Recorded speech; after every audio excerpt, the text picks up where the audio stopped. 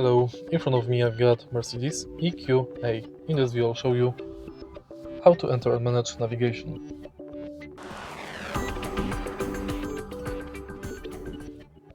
In the beginning, take a look at the screen display, and next go to navigation.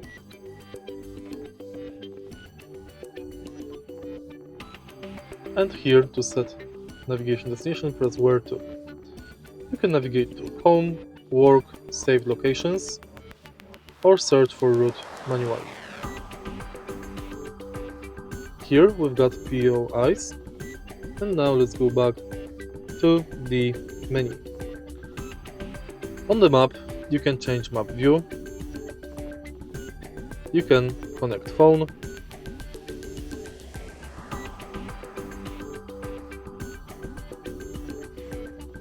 and you can navigate straight to parking or filling station. If you find this video helpful, please leave like, comment and subscribe.